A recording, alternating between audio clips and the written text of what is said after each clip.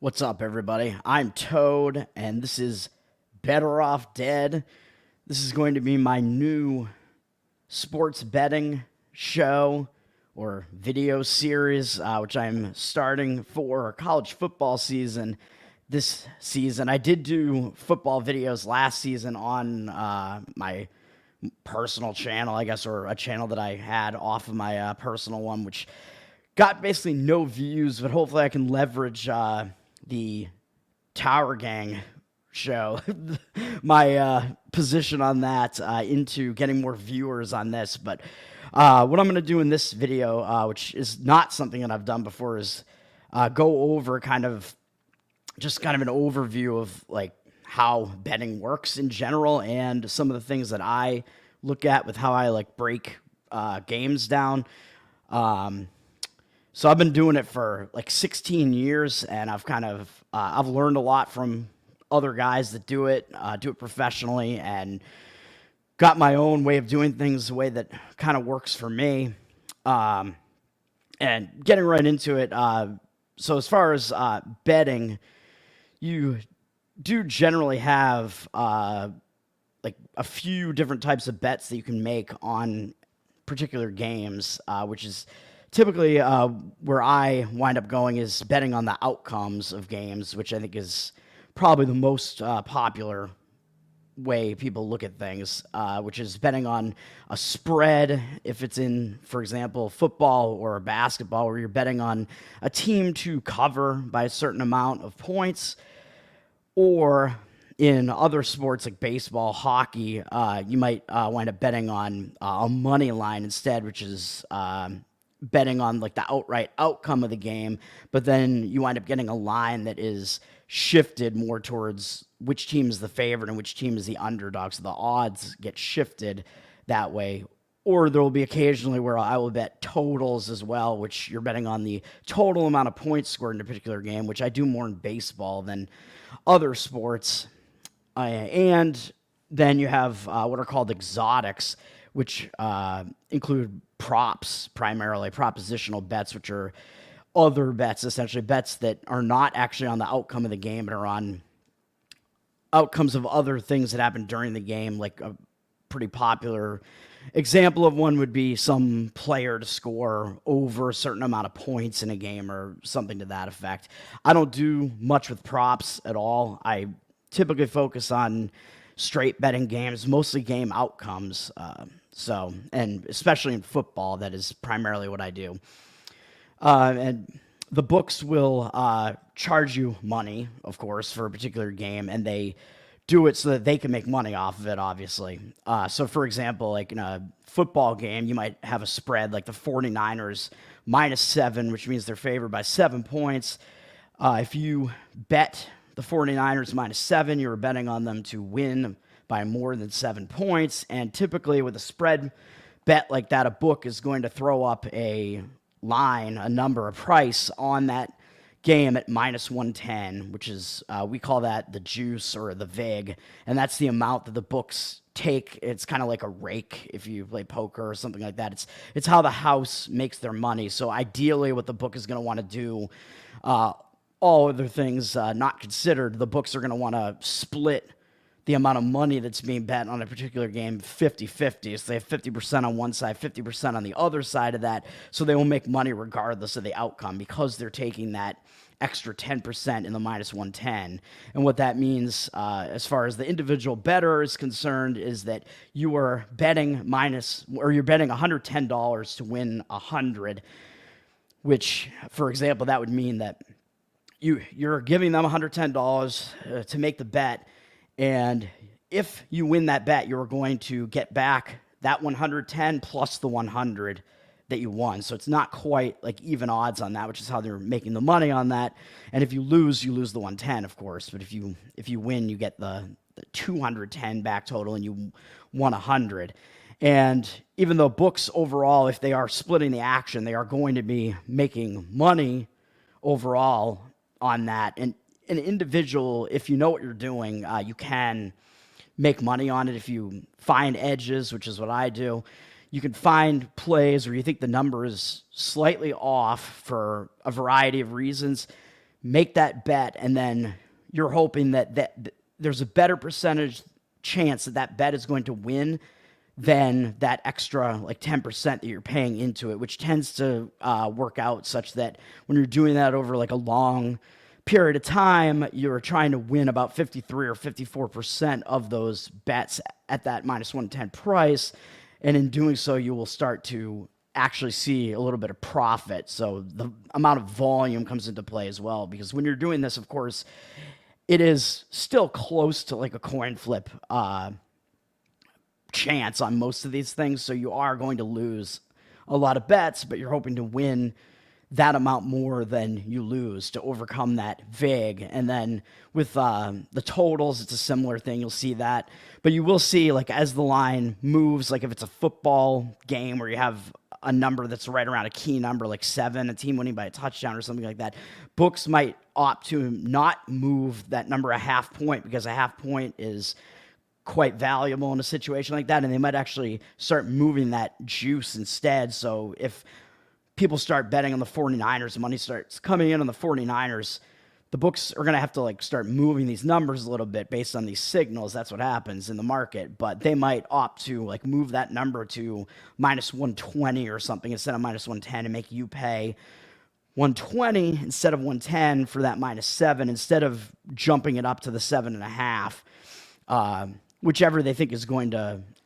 like make them more money, and it's debated whether or not, or it's debated like how much a half point, like in a football game like that, is actually worth, and it actually is worth a little bit more in a game that has like a lower total expected and things like that, where points are worth more. So there isn't like an exact science to this, which is something that I'm gonna get into as well. It's a lot of this comes down to like feel and sort of like behavior elements and what's going on in the market and what is going on mentally with like particular teams and things of that nature. So one thing that I'll get into, I was going to talk about the money line situation as well. So when you have money lines like we do have right now in baseball, where instead of betting spreads, you're going to be betting a lot of money lines instead, which is just the team to win outright, because baseball is a sport that's a bit closer played than football or basketball. So you'll have betting the outright outcome, but you will still have like teams that are favored, but you'll see that money line gets moved.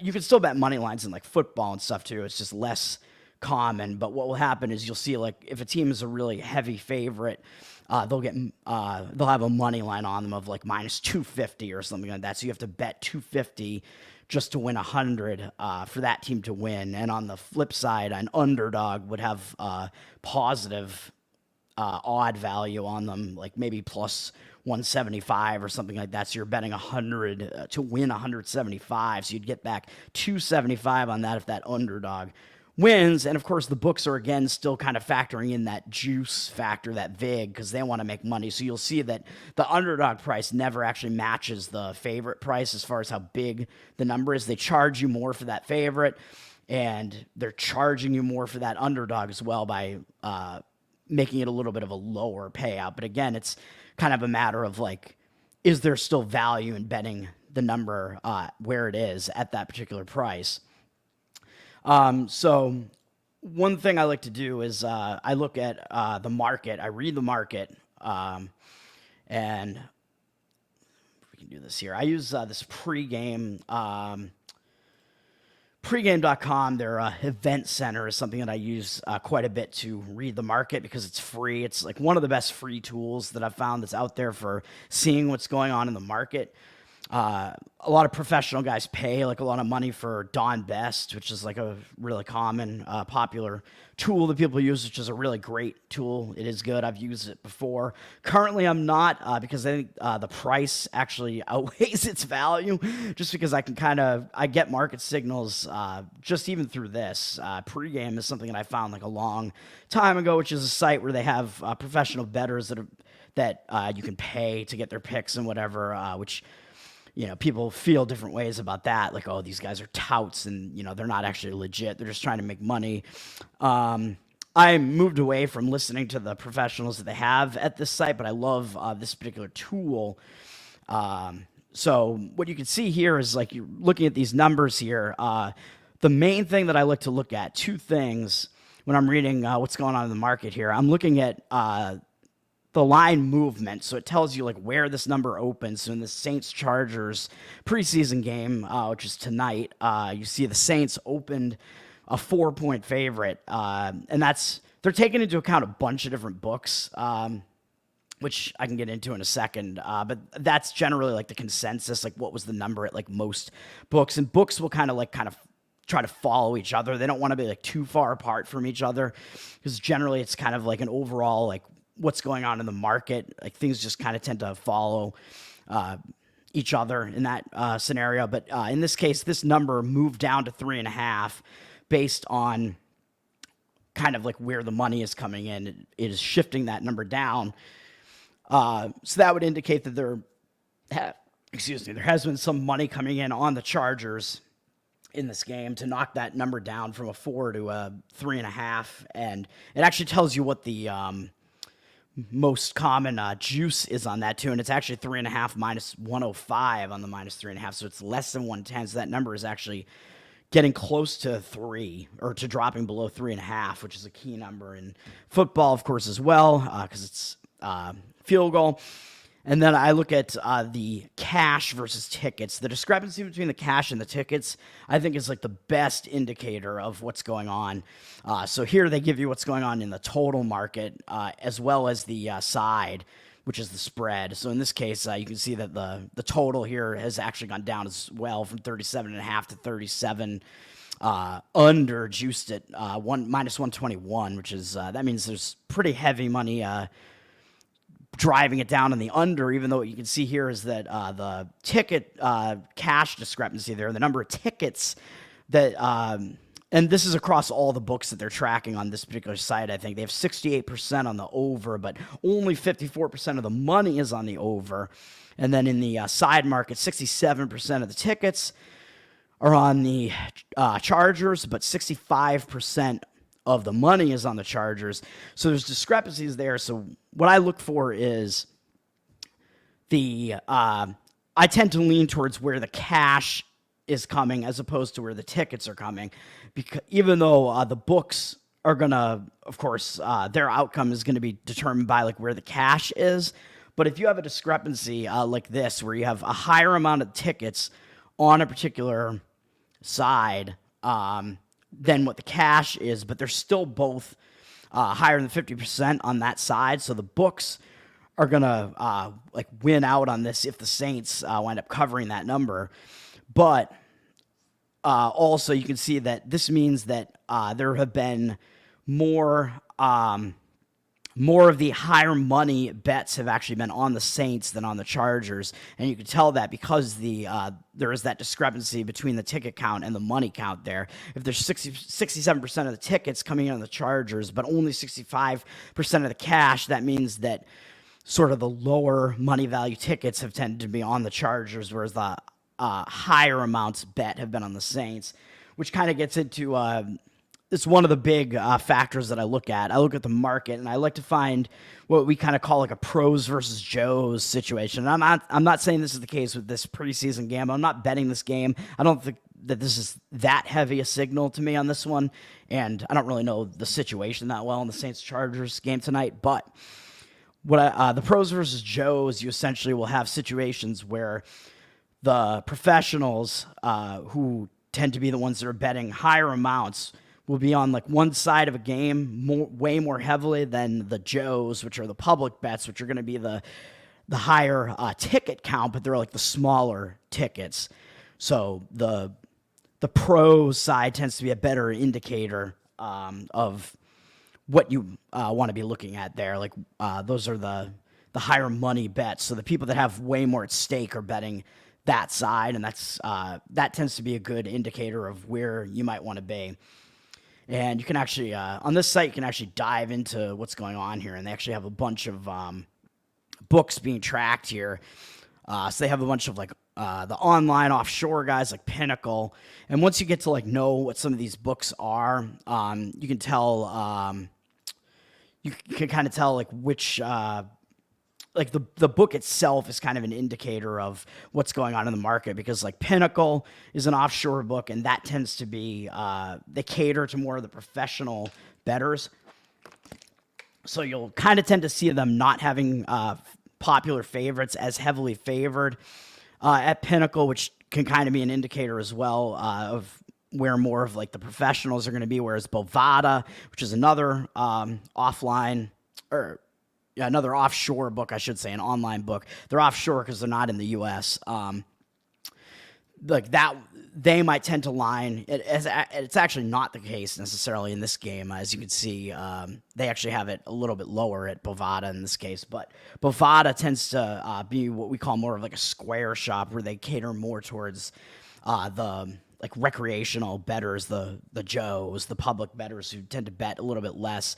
And that's, none of these are like hard and fast rules. These are all just kind of like indicators as far as like what you might want to look at here. And here, this site, they also have added like some of the new online sports books now. They got DraftKings factored in, and then they have Caesars, which I think is a combination of their Vegas sportsbook and online, as well as like Westgate. Westgate is a casino in Vegas as well, but all these places let you bet online now as well. So on bookmakers, an offshore book that tends to cater to the pros as well.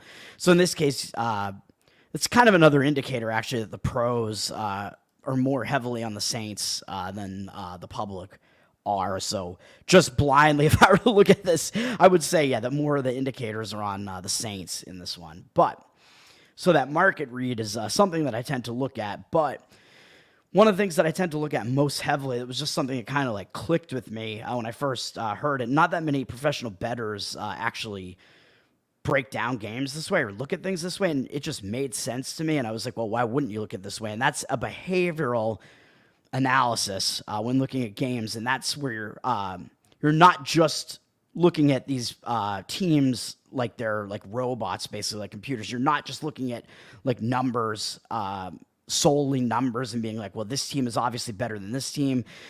Obviously, in a case, something like that, like the number that the book puts out there is already going to factor that in. Of course, they know that some particular team is better than some other team. But just looking at the numbers alone, the thing that I don't think totally makes sense about it is, you can look at a team's statistics, and I will do that, and there are certain statistics, especially in baseball, like you can tell like, oh, this pitcher has like a really high like whip, and that's like an indicator that they're just not very effective. So that type of stuff, that is still something you want to look at and factor all that in. But these people are humans. They are not robots. So just looking at numbers alone is like not the whole story there. And I think it's something it's not really quantifiable. So that's how you can like find most of your edges in the betting market with the number, where so like you'll find some like situation where, oh, like this team might be like not totally in the right like mental state as far as being like focused for this particular game, but they are the better team and everybody knows that. So the books can't just like not make them a favorite or whatever. So in a situation like that, it's like, well, you're going to want to look at that human element, and like it's probably not being factored into the line as much as it should be, because the books, at the end of the day, they're still they know like the bettors are going to come in on this particular side and whatever, and we're going to put the line at a certain place where we're going to want to like split the action. And as I alluded to earlier, I don't think it's always the case that the books are going to only line something to split the action, because what you will also see is you'll definitely see what I think are like trap lines, especially in like football, where you'll see a team that's like obviously better than another team, but they'll come out as like a fairly small favorite, and the line will just be something where it's like, first glance at it, like, why is the line where it is? Like, that doesn't make sense. This team is way better than this other team. Why are they only favored by 2? In a case like that, the books like obviously know that they're going to get heavy action on that side. So I think that there are situations like that where the books are taking a stand and they're actually okay with having a lopsided action on that side, because they actually think that it's likely enough that that side isn't going to come through, that in the long run, those types of numbers are going to work to their benefit. So I like to side with the books on plays like that. and going against where most of that money is. So that's another situation there. But going back to the behavioral thing, so there are a lot of like situations that I've learned to kind of like look for, and you kind of wind up getting like a feel for it. And it's almost like an art where you look at like a team's schedule basically, and like kind of break down. And this happens, you can do it in like any of the major sports basically, and you can kind of look at like what's going on, like who did they play in the previous game, what do they have coming up next, and try to factor all that in. The human element again, like, is this team going to be like completely focused in a particular situation or not? And in football, I'll talk about specifically, one of like the best things that I think you can look for is a team that's typically regarded as a pretty good team. Are they in a situation where they just played like a really big game? And also possibly, do they have another really big game up next? So in situations like that, so if a team is like coming off some really like big effort, like hard fought game, like maybe it was a primetime game against one of their rivals, really like heated defensive battle, physical battle, and they just came off that game, and now they're playing some team that they don't care about as much in the next game. That's going to be what I consider to be like a possible like letdown scenario or hangover scenario, where they come off that huge game into this like lesser game. They might have less focus for it, but they might actually be the better team. So the books are going to like give you a number where they're like the favorite, but it's like, well, I think you're probably going to be finding value on the other side, on their opponent in that game. And if they have another big game that's up next, or they have a big game that's up next, I consider that to be like a look ahead scenario where that could be like a distraction where they might not be totally focused on the opponent at hand. Again, if it's some like lesser opponent. And the best scenario that I like in football is if those two things come into play at the same time, where a team has a game sandwiched between two much bigger games. That's a sandwich spot, and that's one of the best like value spots that I think that you could find in football, especially. It happens in basketball as well. Any sport that is kind of like a scheduled sport. It happens less so in baseball because they play like 3 or 4 game series, so they're playing the same team repeatedly. But in these other sports, especially football, when it's week to week, you'll see like teams could just have a lapse of focus when they're in a sandwich spot like that, and you might be getting nice value on that. So that is something that I would tend to look for. Another thing that I tend to look for that comes up a lot in football, because there are a lot of injuries in football, the injured player theory, where you can have a team where if they have a star player that gets injured and then they're not going to play in the next game, like if it's their star quarterback, it tends to be quite good for this particular type of situation. What you'll see is that everybody overreacts. This is another thing that I like to look for, is the market will tend to overreact to what they saw most recently, especially in football. They'll see like, what did this team do in their most recent game, and overreact to just that. But a team is never like as good as their best performance and never as bad as their worst. These things tend to like even out. So the line can like overreact just to any situation, but especially to the injured player theory situation where everybody knows, oh, Patrick Mahomes just got hurt or something like that. And now the Chiefs, who normally would be like an 8-point favorite in this game, they're now like a 2.5-point favorite or something like that, because there's such a drop off to his backup. And in that first game, what tends to happen is that team rallies behind that injury. Like, we got to go out there. We're going to put in like max effort. And we know that Mahomes is not in there. We got to play like at our best for this. So you get that team like focused and putting in more effort than they might otherwise for that injured player, and they're getting like the that soft number in the line. So you tend to want to bet on the team that just had that player get injured in the first game that he's out. And then when he comes back, it's the reverse, actually, the reverse injured player theory, where you actually tend to want to then bet against that team where, oh, he's coming back now. And now the line, shoots way up because everybody knows that guy's coming back. Then you're not going to get value on them anymore. And you're probably going to get value on the other side of it by then betting that other side again. And that team tends to like get a little bit complacent once you get to like our star players coming back now, especially if it was like a 1 game thing where they played well in that game without him or whatever. They like, oh, we can win without him. We're going to definitely win with him. And they kind of get overconfident, let's say. So you definitely have that, like situations where teams get overconfident, like, or if they just like pulled off a gigantic upset. That's something I like to look at in college football. I like to look at like rankings. So in college football, the rankings, the AP polls tend to be like far off from what the team's skill level actually is. So you can find discrepancies between the rankings and what the odds actually are. So a lot of times you'll see in college football and basketball, you'll see teams that are the lower ranked team, but they're actually like the favorite or something. So the books are telling you they are actually not the worst team. So you get situations like that. But also when a team like upsets a team that's like highly ranked, especially if it's like on their own field or something like that, and their fans rush the field or something like that, I tend to want to go against that team almost blindly in their next game because I think that's a massive letdown scenario. If they pulled off this massive upset, it's like I just don't think they're going to be able to match that effort 2 times in a row and be able to do that again the next week. So that's something I like to look at as well. And in the NFL, there are other things. There's travel. I actually think that the West Coast to East Coast travel is actually overrated in NFL as far as like how bad it is for that team. And I actually think the reverse is actually worse, where an East Coast team has to go out and play once out there on the West Coast, and that winds up being this like really late game for their like biological clock. So that's something I tend to think is a factor as well. And then you get factors in more so in like basketball, not really in football because they're playing week to week, but in like basketball, really any sport besides football.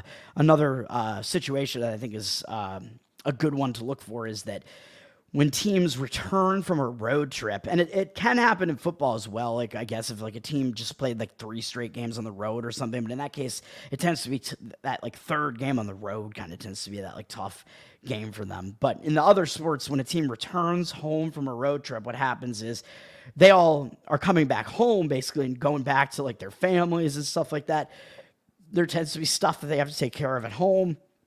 That tends to be a distraction at first game back home. So teams tend to kind of have a lapse in that game as well. And then if they do, it actually works out pretty well to take that team in the next game if they played really poorly in that road trip return, because then they tend to be like, oh shit, we just like lost. We had this really embarrassing game on our home court or whatever it is, and we gotta, in our home stadium, we gotta play better in the next game. So they'll tend to refocus for that one. And because of what happened in the previous game, you might get a little bit of the value in the number there as well. So that's another type of thing I tend to look at. I'm sure there are like more in baseball specifically. There are like some other scenarios that don't come into play in other sports where like you want to look for. I've been doing a lot of this year with a lot of rookie. This has been like the year of the rookie starting pitcher. If you find a starting pitcher who has good stuff and they're like a good prospect, especially a guy that like can strike guys out and overpower hitters, if that pitcher has not been seen before by the opposing hitters, that pitcher tends to have an advantage early because it's just like different when you see that pitcher live for the first time. You don't know like what he's going to be throwing at you. It takes a little bit of time to adjust. So that's like another thing that I tend to look at. Really only comes into play in baseball. So that's kind of the overview of all the types of things I look at as far as like reading the market and the behavioral analysis, which I think is a very, that's like most of what I do for the handicap. And I try to combine the two, but like one or the other isn't going to like put me on a play. It kind of comes down to feel where if you see like kind of all these things coalescing at once, that tends to be something that, yeah, I'm definitely going to want to be on. But if like one thing is kind of like indicating the other way, it's not going to like take me off of something. It kind of has to be like, you kind of have to judge at the end of the day. It's like it almost is a judgment call, but then also it comes down to the last thing that I should probably mention here. It comes down to what number you're going to get and when you make the play. This is the importance. This is like really how you're able to actually wind up turning a profit rather than a loss and overcome that VIG that the books are charging you and get to that like 53, 54% or whatever it might be.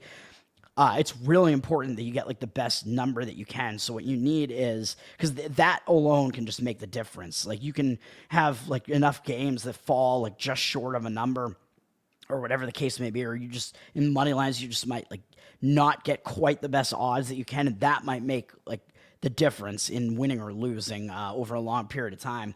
So you want to have like as many sports books available to you as you kind of can, because you want to be able to shop those numbers.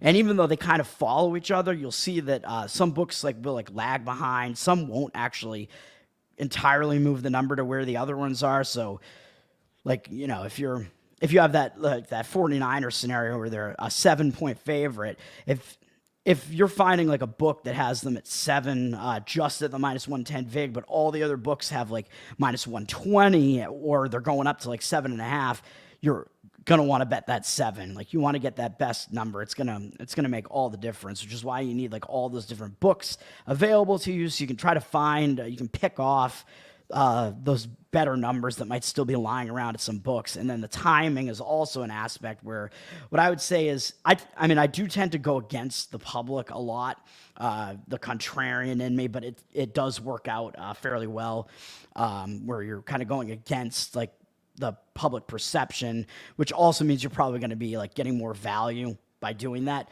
But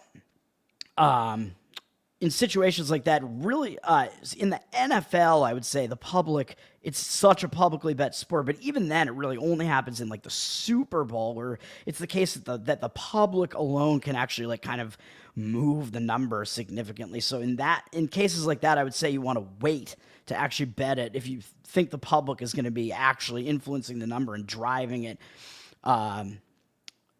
to like a higher number. When you want to bet like the underdog and you think the public's against that and they're going to be driving it to a higher number, in that case you would want to wait until the public's going to drive this team up to like a 4-point favorite, and then I can take the +4 like right at the end once it gets up to there. But I think that in most cases, especially not in the NFL, it's probably better to be betting earlier, because those numbers are going to tend to become stale, and the earlier numbers tend to not factor in all of the different variables as well as the closing number, because the books are going to put out a number without maybe knowing what like all the factors are. Like they're probably not doing all that behavioral analysis completely like some of us would do, and so they might put like a number up, and then the professionals come in and like start betting it a certain way. Then the books see that as a signal, like, oh, I know these are particular guys that tend to win, which is also kind of a reason why books might not want to actually stop professionals from betting with them, because the professional bettors give them like a signal as to like where they think the number should actually move. So I think in general, it is kind of better to get that earlier number before that entire movement has happened, because once you've seen the line move too much, if you're betting a number that's like too stale, it's not like the best scenario. And there are some cases where I'll do that. There are some cases where I get the line movement wrong, which can happen as well. Like even if you think you have a good handicap and you have good reasons for betting on a particular side, you can see that the number will move the other way, and then you actually could have gotten a better number. It doesn't happen that often, because I know what I'm doing, but I think it does. I've been tracking with a new tracker on Action Network over the last like 2 years now, or almost 2 years at this point, and they have me like at getting like the better value out of the number that I'm playing at around 70%, which I think is pretty high and pretty good. But there is still that 30% or whatever the case may be where you wind up not actually getting the best number. Although it is pretty rare that the number like moves like very significantly against me, and it seems like sometimes I actually still win those bets anyway, which is kind of crazy. I don't know if there's anything else that I was gonna try to get in there. I think that's all I can think of at the moment. I'm Toad. This is Better Off Dead, and those who watch the Tower Gang show will know why that is an appropriate name for this show. Hopefully my autism is not completely unbearable in this, and I think this is going to get better when I'm talking about specific games, especially if I'm like getting some of them right and doing fairly well at those. But Go watch the Tower Gang podcast, Tower Gang Pod everywhere, and you can find us Rumble, YouTube. We have a link tree, towergangpod.com, I think goes to it, and you can support us on the locals, towergang.locals.com. That is it. This is Better Off Dead. I'm Toad.